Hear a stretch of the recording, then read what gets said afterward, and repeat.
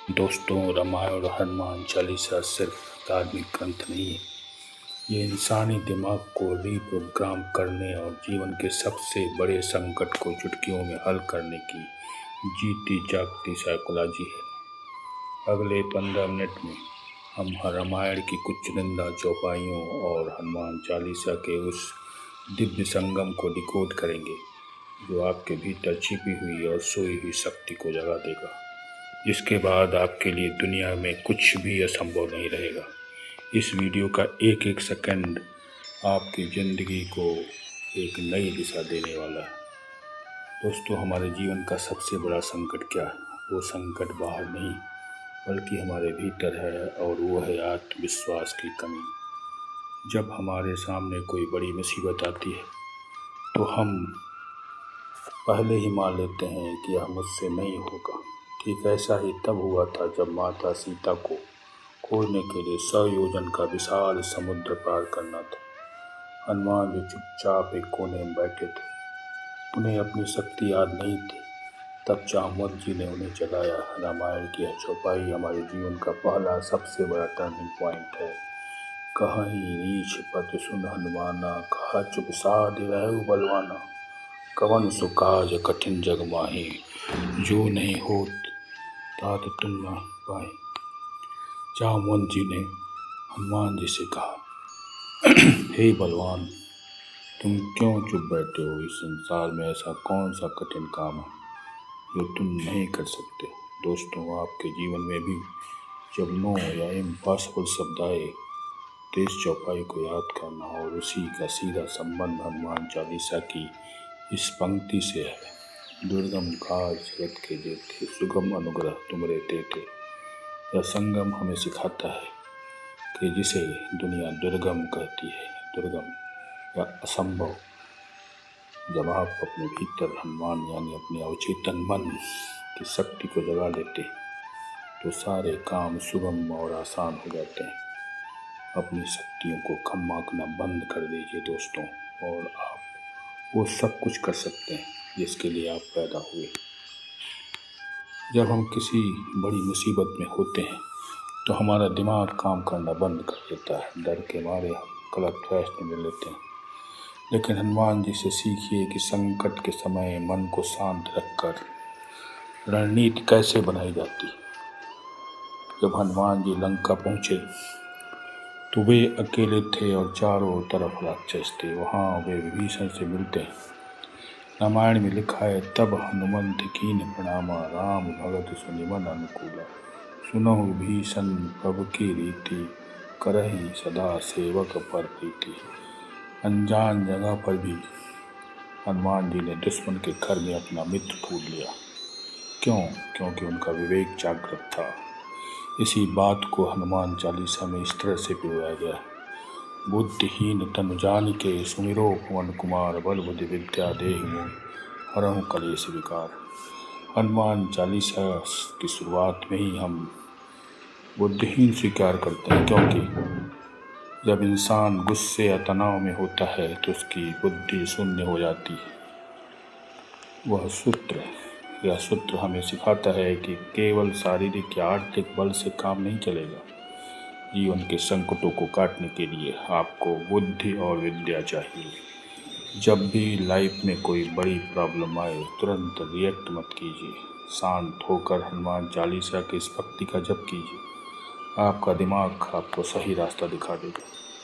आज के समय में हर दूसरा व्यक्ति किसी न किसी बीमारी या मानसिक अवसाद से जूझ रहा है। रात की नींद गायब है। रामायण में जब लक्ष्मण जी को शक्तिबाण लगा तो पूरी सेना शोक में डूब गई थी। तब हनुमान जी ने क्या किया? वे रुके नहीं, उन्होंने हार नहीं मानी। वे रात ही रात में पूरा द्रोणागिरी पर्वत उठा लाए। आनत महावेशज समेता, पठन वेग विभीषण केता। कहे चरण लक्ष्मण उठ बैठे, हरषि भाल कापी सब उर भेटे।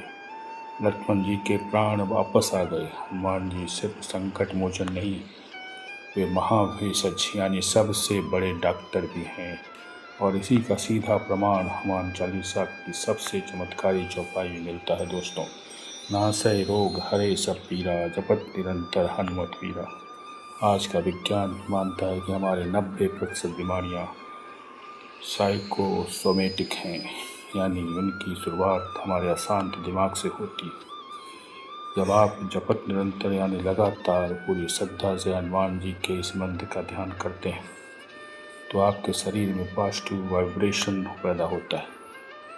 यह चौपाई आपके भीतर के डर को खत्म करती है, इम्यून सिस्टम को मजबूत करती है और आपके तनाव को जड़ से मिटा देती है। जीवन में कई बार ऐसा मौका आता है जब लगता है कि सारे रास्ते बंद हो चुके हैं, कैरियर ठप है, रिश्ते टूट रहे हैं और कोई उम्मीद की किरण नहीं दिखती। उस समय तुलसीदास जी की रामायण की यह चौपाई, जो अमर चौपाई है, आपकी ढाल बनेगी। जो पर प्रभु की कृपा भयो, तो सब काज सुलभ कर गयो। प्रवेशी नगर की ये सब काज, हृदय राख को सब पुजाया।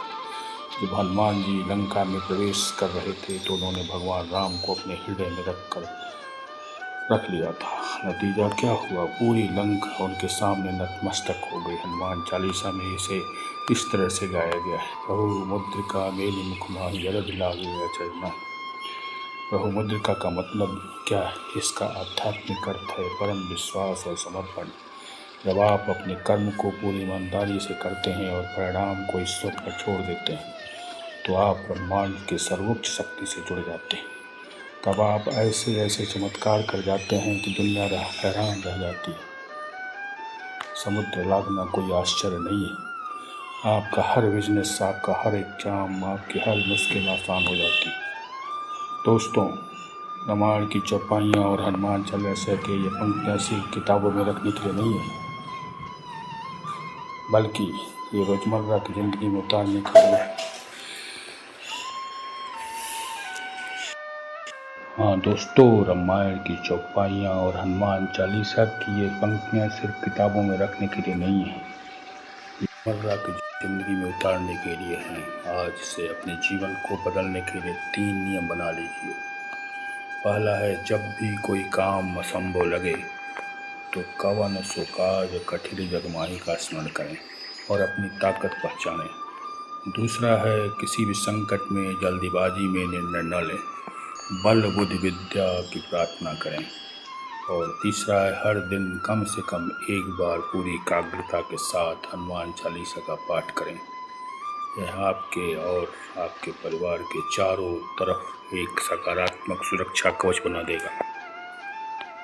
याद रखिए दोस्तों, संकट कितने ही बड़े क्यों न हों, आपके भीतर का हनुमान उन सबसे बड़ा है।